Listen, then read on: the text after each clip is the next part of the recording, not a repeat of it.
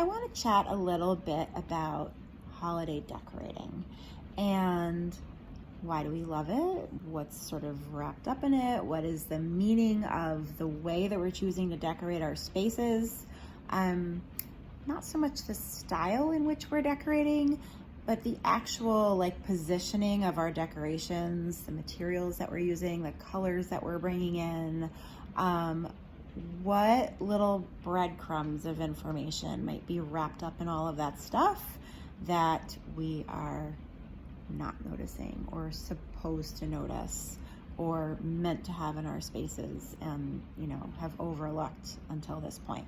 So why do we love holiday decorating? I mean, some people don't love holiday decorating. Some people get really stressed out about holiday decorating.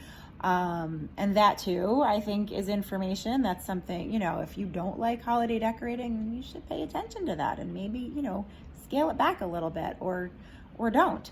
But I am not one of those people. I love holiday decorating. My kids love holiday decorating. We celebrate Christmas and we start talking about Christmas somewhere around February, for the following year. So it's kind of big in our house. And why do we love it? Part of it is nostalgia, obviously. Fostering togetherness, creating memories with loved ones. But I think part of it is also likely about info in our spaces, about our spaces that maybe we've never noticed before. If you're anything like me, you might find yourself rearranging everything, moving furniture, adjusting decor, switching stuff out, and that's all before any of the seasonal stuff gets out. That's just a kind of palette cleanser, refreshing the space before you actually start putting up the seasonal things. Also me, I hate taking holiday decorations down. It's not just the massive decluttering project that it ends up being, putting away boxes of decorations, but it's also kind of sad for me. I miss having a space that feels full of stuff that reminds me of joy. I miss the newness of a new furniture layout that I might not have considered before, or maybe I've considered it, but have kind of figured that's a little weird, or it's maybe not the best for this space, but during Christmas, I'll allow it because it's accommodating a Christmas tree or making space for something that won't be here forever or whatever. So you sort of find that you have this extra freedom, you're not as held back when it comes to decorating your space. And I miss that. I miss the freedom, the permission that I give myself to, move things around and try stuff out that might otherwise be a little bit weird.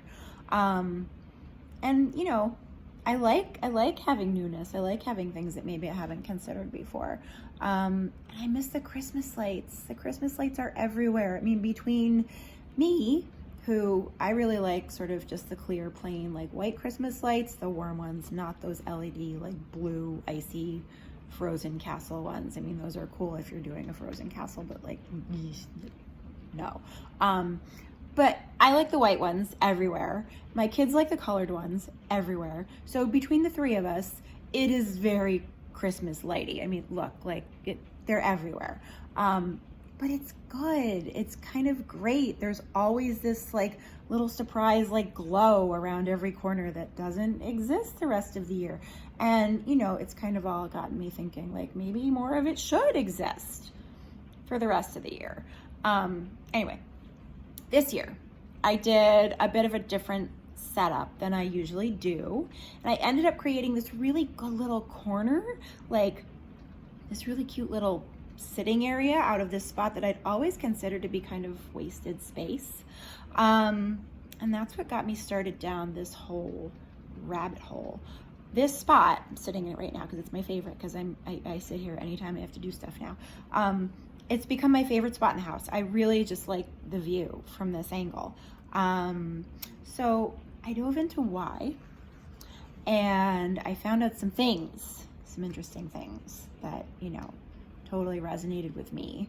And it got me thinking that if we start sort of looking into what's behind the positioning of our decorations, the colors that we're naturally drawn to, start sort of looking a little bit deeper into why our holiday setups bring us joy, we might uncover some things that could continue the joy in our space like throughout the year.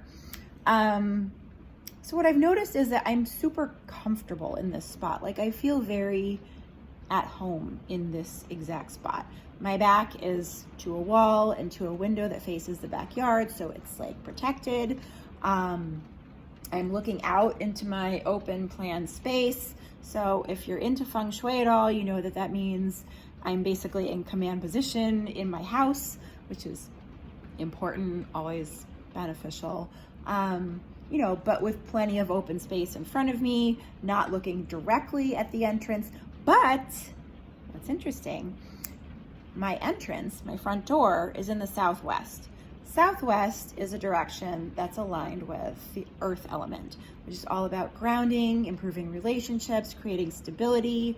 Also, I'm a life path 6, which is also about grounding, nurturing, taking care of family and loved ones, creating beauty and, grounded spaces within your home. What? How have I never noticed this before? How have I never found this exact spot that I'm sitting in, considering all of these things? Like, I am a Taurus rising and a Taurus moon. All of these things make perfect sense for me, but I never knew that this exact spot with this view looking at the southwest existed, because I've walked past this spot a million times and been like, ew, I don't really like how, it came out in the renovation. Like, there's nothing to be done with this space. I've just kind of, sort of steered everything around it. And now I'm focusing on it and I'm like, oh my God, it's really good. And this is why. So apparently this is my spot. Like, I am supposed to be in this spot, and I was, supposed to like find this, and now I have, and it's my happy place.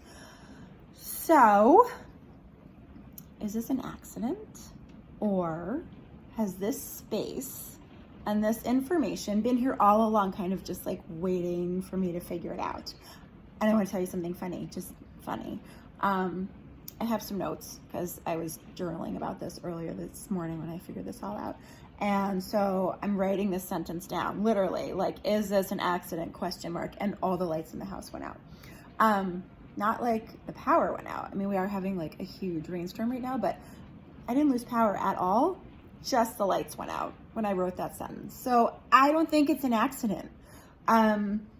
Anyway, I feel like this information has been here all along waiting for me to figure it out. And now that I have, why would I change it? Like, just because I did it for a holiday decoration doesn't mean that it needs to go away. So it brings us back to like, what info is there in our holiday decorating that we might be able to like extract and carry forward into the rest of the year to sort of replicate some of this holiday joy. I mean, hashtag 2020, we all need a little more joy in our spaces, because we're in our spaces a lot. So maybe this is worth trying, right? So if you're loving the lights or the candles or the greens or the new furniture layout or whatever you've done in your space, I would encourage you to dive into why, what's behind them. What colors are you really drawn to that you're loving? What materials did you bring in? Did you bring in pine for a garland, or, some other kind of greens? Like, look into the qualities and the meanings of those things that you've brought into your space.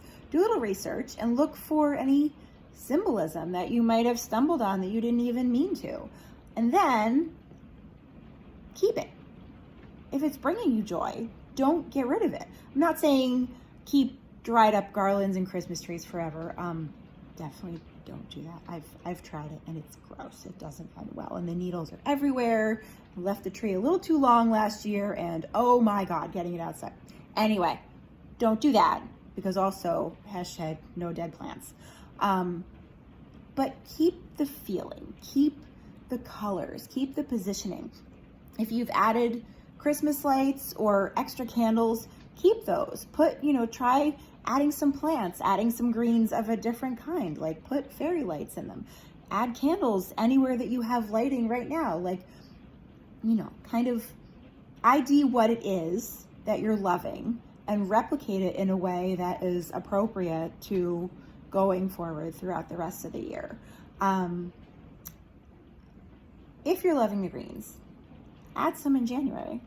Add some eucalyptus or some rosemary. You know, if your candles and your lights are your instant happy place, definitely keep them. And also check which directions you've placed your things in. I bet those are directions that will serve you well by being activated.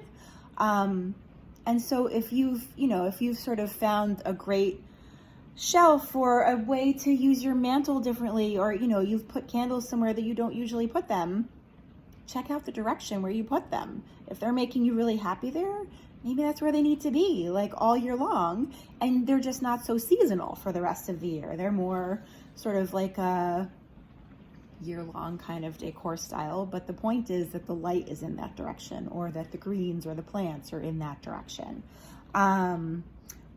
You know, we collectively need all the joy we can channel right now. So instead of being sad in January, I would just switch up the decor a little and see what resonates, and then look into why it's resonating. And you might surprise yourself with what you learn about yourself and your space. If you need help with this, obviously message me.